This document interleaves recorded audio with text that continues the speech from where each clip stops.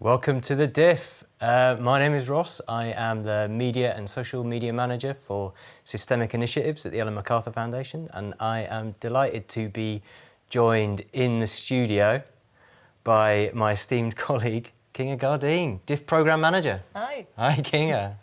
I think it's safe to say we are both over the moon to be joined tonight by Lucie Poulet. Lucie is a researcher and engineer based in France, but she is actually also one of a very small group of people on this planet who can claim to know a little bit about what life is like on another planet.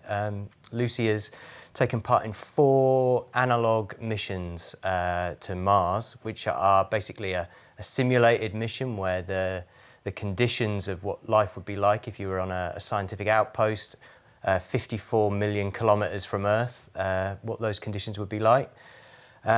Lucie's also part of the Melissa project with the European Space Agency, helping to design and create the closed-loop systems that will make it possible for astronauts to travel further in space than ever before to reach places like Mars. But Lucie also believes that there is a lot we can learn about life on Earth from the approach we take to life in space.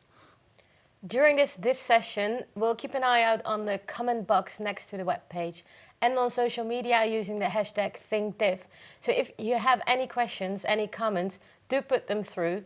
Me and Ross will be the audience voice and we'll put them through to our guest, Lucie. Hi, Lucie. I'm not sure we can hear you. Hi. Yeah, Hi. Lucie, I wondered if you could start by just telling us a little bit more about what the Melissa project is and some of the systems that you've been working on and looking at. Yeah. So I will start with a little bit of context about why we developed this Melissa project and why we need it.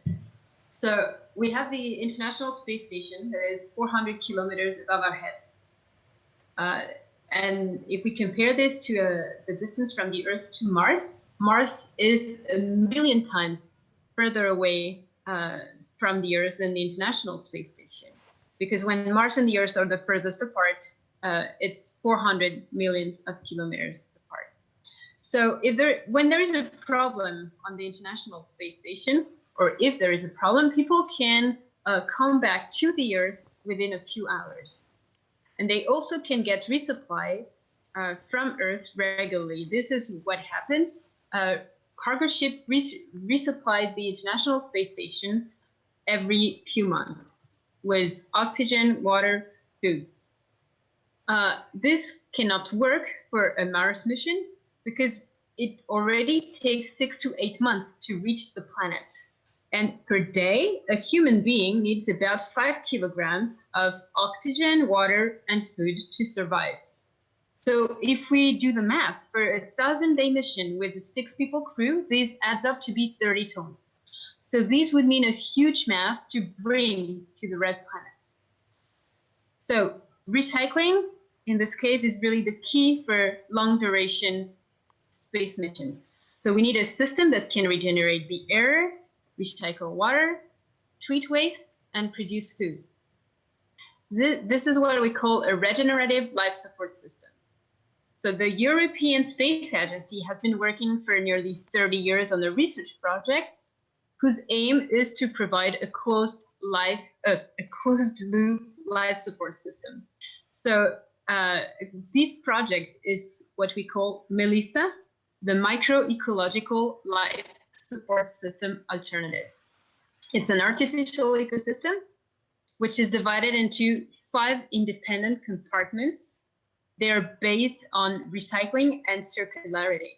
So the wastes of the crew are degraded and transformed by bacteria into elements that can be fed to plants and microalgae that will produce oxygen and food, absorb the carbon dioxide, and transpire fresh water. So the underlying principle of this loop is the Lavoisier principle, the mass conservation principle, that nothing is gained, nothing is lost, everything is transformed. All the processes in the Melissa loop are interdependent functions. So everything needs to be tested ahead of time, characterized, and well controlled. So the efficiency of each of the sub-processes needs to be demonstrated for each compartment. And I was wondering if I could share a picture maybe of these Melissa loop, or... Yeah, I think that would be really useful to just show people the way those 5 systems interact. Lucie, I think we have that image on our if you have system. it. It's the one image that we do have from your stack. So you can either you show it or I... It's on now, yeah. Okay, so for people that can see it at home, just remind us what those 5 elements are then. Talk us through it. So we have the crew compartment that is on top, and these crew compartments generates waste. These wastes are degraded and transformed by 3 bacterial compartments, 1, 2, 3 on the graphics, and these elements that are products from this transformation are then fed to plants and algae. And plants and algae, using light, do what we call photosynthesis. They absorb the carbon dioxide and produce oxygen. While they do that, they also produce fresh water by transpiring, and they also produce food by just growing. Then the crew can use these plants to eat and, of course, to breathe and recycle water. So that's how we close the loop. And how efficient have you managed to get it so far? Is there still waste, or have you managed to make it 0 waste? How close are we to closing that loop? So we're very close to closing that loop. There is so there are multiple approaches in parallel for Melissa. Melissa is a research project. So the aim is really to show that we can have a full-scale closed loop on the ground first. Yep. There is a ground demonstrator of Melissa in Barcelona with the 5 compartments. Each compartment is studied independently first, and then they are linked together. And at the moment, in Barcelona, there are 3 compartments that are linked together. So we have a crew compartment that is linked to a spirulina compartment that is linked to a nitrifying compartment, the compartment number 3 here, which means there is urine that is compartment 3. Basically, the nitrifying compartment is doing something similar to urine treatments. So we fed this compartment with urine. We have a degradation of these elements. We can use it for spirulina, and spirulina, which is a microalgae, uses also the carbon dioxide from a crew compartment and produces oxygen that the crew is breathing. So we have these 3 compartments linked together in Barcelona now. Amazing. And at the same time, sorry, excuse me. So, but there are 2 elements that are still not linked up. Yes. Okay. These are not linked to the full loop yet. And why is that? Are there particular challenges for those? It's an incremental approach. The approach of Melissa. Everything since we are in a confined environment, each small variation of environmental parameters can cause an unbalance in the whole loop. So before we can link everything together, we need to have a full characterization of each process, each compartment. We need to be able to model them, because when we model a compartment, we can understand better what are the processes involved, what is going on. So everything needs to be very well modeled, understood, characterized, tested before they can be linked together. There is there is also the problem of trace elements, because well, there can be some unwanted elements like physical particles or chemical pollutants or pathogens that will build up after time if nothing is done to prevent that. So there is a strong control strategy being involved into the Melissa loop. So all of these approaches need to be followed in parallel. The experimental approach and integration approach in the ground demonstrator, the modeling approach to understand how the processes work, as well as the control approach. And in parallel, we also have the flight demonstrator, like the flight demonstrator for some parts of the loop that that are flown to the ISS, for example, to understand how a process will react to space conditions. So before we continue we have a question coming in from our audience. I want to quickly show the audience a clip of a video that we're going to launch tomorrow. It's from a guy named Hamilton Hamrick, and he's showing us how he has created an ecosystem in the Brazilian favelas around food. Yes.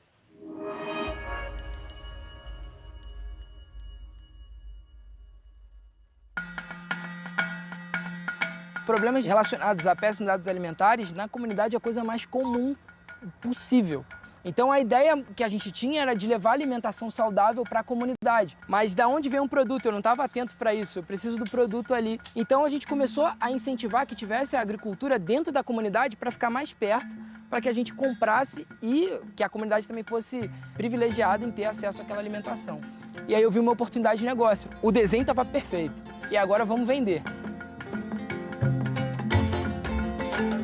O Saladorama é um negócio social e ser um negócio social é pensar no desenvolvimento da comunidade em todas as esferas e também ganhar dinheiro com isso.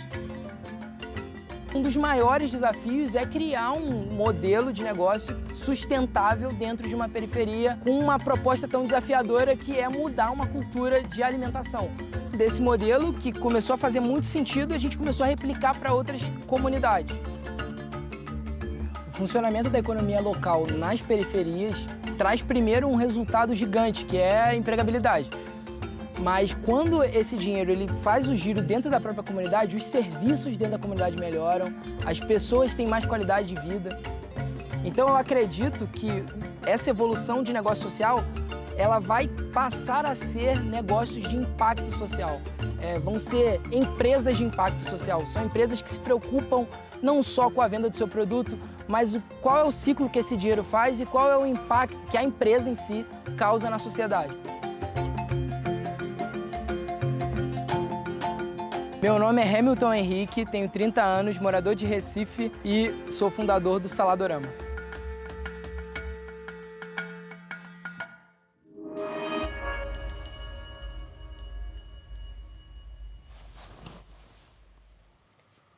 So we're back with Lucie Poulet from the European Space Agency, and we have questions coming in from our audience. If you're watching, do ask your questions on the comment box besides this session page, or use the hashtag ThinkDiff.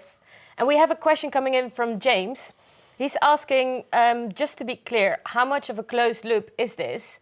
Does it mean that you only require one set of inputs for one space trip? And he's also wondering, how much do you need to stock up to go for at least 8 months into space? So what I was saying at the beginning, you need 5 kilograms per person per day to survive. If we just talk about food, water, and oxygen. So you can do the math for 8 months of what resources you need. Now, and that's why we are talking about recycling. If you do an 8-month journey to Mars, you will need to bring a little bit with you, but you will need for sure to have a life support system that can recycle part of your resources. And I guess sorry? I guess the question here is on how much the loop is already closed. Do you really only have to bring the input for the loop, or are there also other stuff? So there is the concept of Melissa that is a closed loop where everything is recycled. So theoretically 100%, but we know this is not feasible in the fact to have 100% closed loop. Now the demonstrator has 3 compartments that are linked together. And if we look at a space mission, the Melissa loop would not be used as a standalone system. It would be coupled to other processes for life support. The reason for that is when you do a space mission, you need redundancy. So for a given function, you always need to have different technologies doing the same function. So the Melissa is a research project. The aim of Melissa is to demonstrate that we can have a closed loop based on microalgae, plants, and microorganisms, bacteria, that it works. But the final aim is not to bring Melissa as a standalone system for a space mission. It is to show that these processes, these biological processes, are robust, are stable, and can be used for closed loops for artificial ecosystems. That's very interesting. With other processes. So are there also any of these applications of the Melissa project used in projects on Earth? Yes, there are many of them, and this is another part of the Melissa project. It's really another branch. So there is the research branch, the demonstrator branch, all these branches, and there is all the Earth applications as well. And there is the reason why there are these applications is because we have long considered Earth as an infinite pool of resources, although we see now that we are seeing the limits. So we cannot consider it as a limited pool of resources where we can just generate as much waste as we want. The buffer effect of the Earth is really showing the limits. When we set our mind to a confined environment in space, we have to think differently, and this is what Melissa is doing, because we don't have these buffer systems in space. We cannot absorb the unbalances of the system. So we have to think outside of the box, and all of these technologies that were developed for space missions can be applied again. So really in space, all the waste we generate needs to be resources again. We cannot just vent out elements that we don't want anymore. Everything needs to be transformed and reused. There is a company called IP Star, which ensures the technology transfer from Melissa technologies from space applications to Earth applications. So that's what we call spin-offs. And there are some projects in water treatment.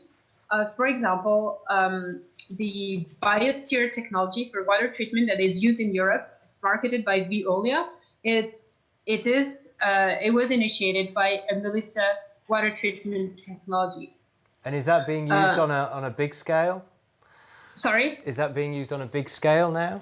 Yeah, it's 100 millions of liters of water treated each year in Europe. Amazing. And just thinking about that European example, we had another question come in from Colin who was asking about the inputs that you were talking about on a space mission, where you were talking about that 5 kilograms is what you would allow for those essential elements for survival. Is that the same when we consider life on Earth, or do we just apply the same thing? So we would use the same calculations if we were developing a closed loop system to operate on Earth. You would need those 5 kilos. So actually, these 5 kilos are not allowed mass. It's really what a human being needs to survive on average. Okay. So it's about 800 grams of oxygen, 3.2 kilograms of water, and 100 grams of dry matter. So it's about 4.8 kilograms if you do the math on that, about. So it's these elements, these oxygen, water, and food are really what we need per day. And then we do the calculation using that, saying, okay, a human being needs this to survive. So if we want to go for 1,000 days with 6 people, how much do we need? And these adds up to be 30 tons. So it's too much. We need to recycle. All right. And so you really go out from what a human needs and not, like, is there any room for luxury in space? So we start with the basic needs and survival. And then, luxury, maybe not at the beginning, but at least there will be water for hygiene. That's something needed. And probably some leisure items for when astronauts are not performing scientific experiments. You know, so leisure items. I'm thinking about books, or it could be a Kindle, things like that. But if we first have the basic needs just for survival, then we have hygiene needs, and then we can talk about something more luxurious like a book. And when you talk, so I'm thinking now about the Melissa closed loop system, and that creates food as well. And what kind of food does it create for the people in space? So if we think about the Melissa loop alone, the food created is based on plants and algae, microalgae. So the microalgae used is spirulina. Spirulina is composed of half proteins, 50% is proteins. It's widely used now, and it's quite trendy for its properties as a good nutritious element. So in some athletes use it for improving their training. Although I'm not aware of if this is proven or not, but some people doing sport use it for improving their training. It is used also in a lot in Chad for its nutritious elements. And then for the rest of the food, so it's plant-based. So we have a white potato, beetroot, lettuce, tomato, wheat, rice. These kind of plants are candidate plants. Of course, there is a list that is longer than that. The aim is to choose plants in different groups. So the starch plants that will give a lot of carbohydrates, and then there are the plants that are richer in protein, like soybean, for example, and the plants that are rich in fat, in lipids. For example, peanut is a plant that is not growing on a tree and is really rich in fat and lipids. That sounds not too bad, actually. For I can see what you would do with the peanuts, but I'm not sure, what do you do with the potato? How do you cook in space? Is that an issue that we'll think about later? Once we know what we can grow, then we'll worry about how we cook it? Yes. Actually, there are some projects, especially in France, that are looking into what would be the next cooking machine for space,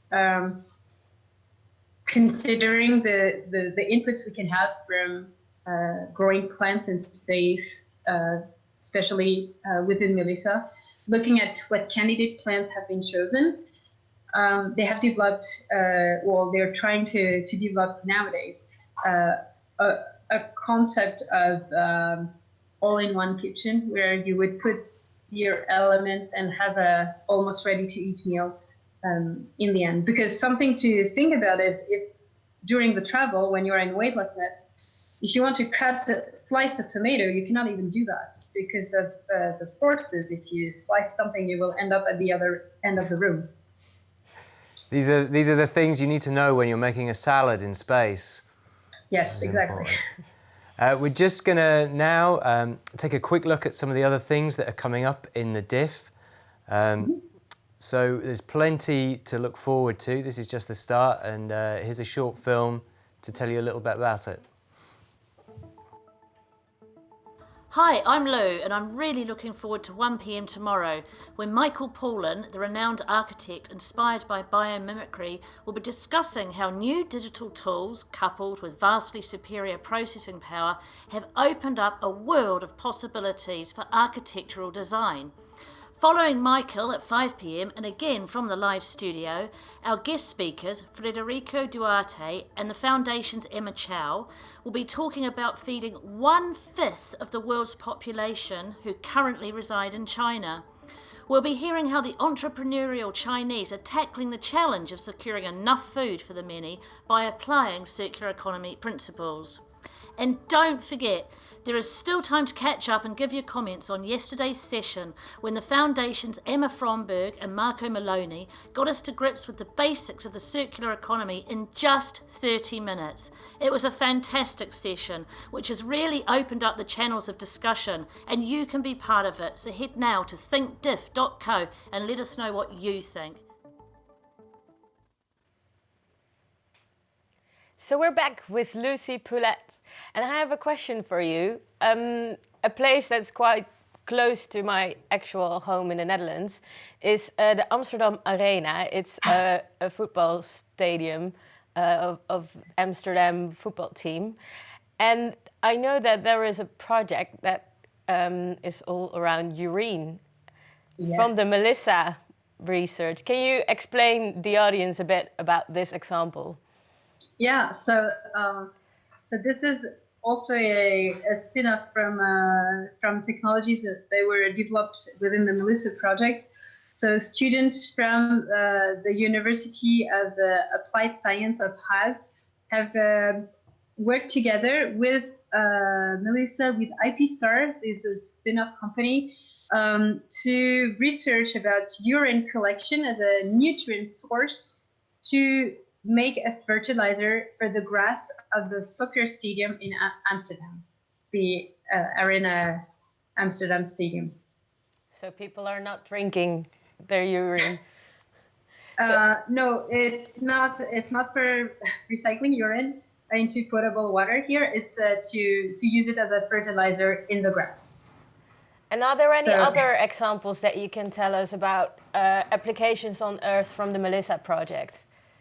Yes, so I was talking about water treatment earlier. There is another water treatment project that has been installed for over 8 years, and that is in the Concordia base in Antarctica. More than 90% of the gray water of the base is recycled thanks to a system that was developed within Melissa. And these recycling system for gray water could be used in hospitals, in office buildings, in schools, in residential areas, and so on. So it is currently used into a remote place in Antarctica, but it could be well applied to more common places in our daily life. And what do we need to do to, so you say it's now in Antarctica, what needs to happen so it can be applied to everyday life scenarios? I guess we would need some impulse from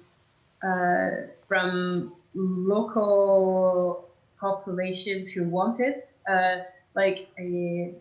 Let's take the example of a hospital who would like to treat their grey water differently. maybe they could start it, and once, at least I guess in France, that's how it would work. We do a first example. Once we have shown that it's working, maybe actually it would be better to start on a campus, for example, than a hospital, because there is a bit less at stake. So we start on a campus with these gray system recycling. Once we've shown it's working, other people will want to develop it and have it for themselves. The good thing about these gray water recycling system is that almost no maintenance is needed, and it's just very robust. And it's been in place, in a remote place, for over 8 years now. So we could totally apply the systems. But I think what we need now is really communication between these different groups and synergies. And yeah, we've had a if people here knew that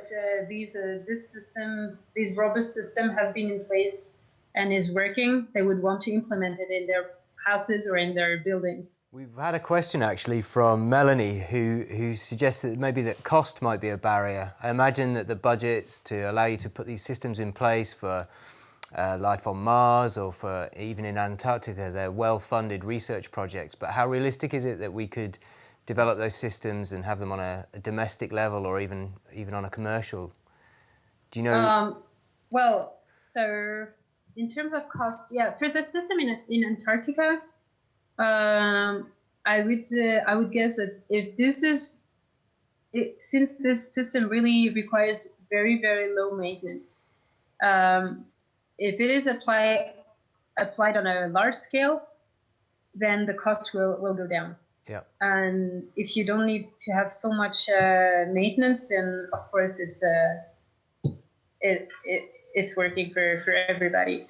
Then of course, often cost is a problem for going from a research project to something scaled up and applicable. But this is exactly what IP Star, the spin-off company, is working on, is really the technology transfer. How can we apply something that is developed for space research, and which was developed on funding for this purpose? How can these be applied at a reasonable cost on Earth? And what have been your biggest challenges in that? My biggest challenges are the project's biggest challenges, like when you think about the closed loop systems on Mars compared to applying it on Earth. Well, it's one of the biggest challenges is really that we are, when we think about these life support system on Mars, is really that we are in a confined space, confined environment. So it's to develop it, this is we have bigger constraints being on Mars to develop these kind of systems than on Earth, of course, because we really have limited space, limited mass that we can bring. We need to have something that is really energy efficient, that is time efficient, that doesn't consume too much crew time, that is safe, that is reliable.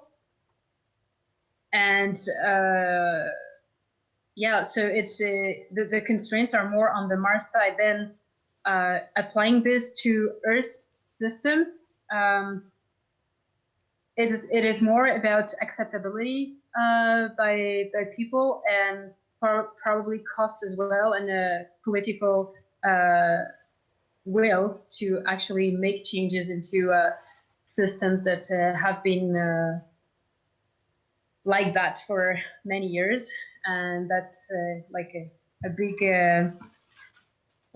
for recycling water, for example, we are often using rivers and just pumping water into rivers and rejecting them into rivers, filtrating a little bit. We have filtration units, but maybe they are not as efficient as they could be. When we see, for example, the problem of hormones on fishes in rivers in Europe. So I'm just interested in hearing you talk about how those systems are applied on Earth, and we face challenges here when we operate them. Obviously, when you think about them being employed in Mars, where there's no buffer zone, there's no safety net, and so clearly Melissa's role is to test everything to the absolute limit. But what systems can you put in place to allow people, if something breaks down, how do you cope with issues of durability when you are so far from home? If something goes wrong, what do you do? So for that, you have many options. First, as I was saying at the beginning earlier, you need redundancy, and so redundancy in double to the minimum, but it can be a redundancy to the triple or quadruple. So you have one function, and for one function, you have at least two different technology to achieve this function, if it's a vital function. For example, producing oxygen. You can have you can produce oxygen using plants, but you can also produce oxygen by splitting water using electrolysis. You split water into oxygen and hydrogen. That's two different technologies, two different processes for one same function, producing oxygen. So that's one thing, redundancy. Then you have the problem of spare parts. If something breaks, how would you repair it? You need to have you need to have spare parts with you that you brought with you, but that's a lot of mass. Or you need to have the capabilities of building these spare parts. For example, with a 3D printer. If you have a 3D printer and a catalog of your parts, you can easily print the parts that you just broke. And that's almost infinite. Of course, you need to have the first the building material for these 3D printer. And there are studies that are trying to see how we could use resources on Mars to actually build things.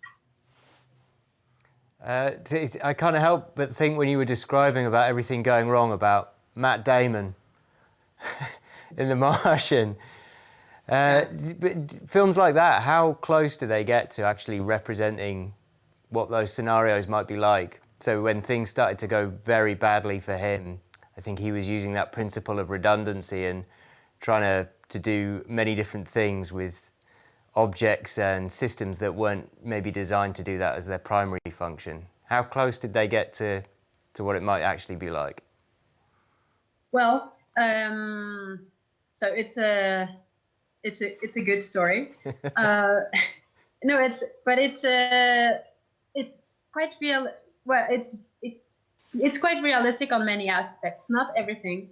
There are some things that are not realistic, like the storm at the beginning, for example. In terms of, I will talk about what I work on mostly. In terms of growing food, for example, the idea in itself is almost correct. The idea to make some sort of compost and mix it with the soil to grow plants, it's correct. But the problem is that it's an idea, an Earth idea directly applied to Mars, where things should be a little bit more controlled if we don't want to have sanitary problems. In this case, growing potatoes as it did would not have worked as well for two main reasons. First, there are some chemical elements in the Martian soil that are bad for plants. They are toxic. Second, if you use human excrements to grow plants, you are likely to transfer pathogens and become sick. In this case, it was his own excrement, so it was okay. But if you use other human beings' excrement, you will have a contamination of pathogens if they are pathogens. And when you mix waste like this with Martian soil, you end up having a system that you don't really control. You don't control the microbes, the bacteria inside. So you could have something developing that you're not expecting, especially with radiations coming to Mars. You could have bacteria mutating and then not being able to fight it. So when we think about growing plants on Mars, we are not envisioning growing them with soil, but using hydroponics, where you have a solution with water and nutrients, and you can really control what you put inside. You control the pH, you control the salt concentration, you control if there are any pathogen, any chemical pollutants, etc. And then you are sure that the plants are not accumulating toxins or just being sick, and then you get sick in return. Some good tips there for growing potatoes on Mars. But it makes it, well, and it is incredibly difficult. It's expensive.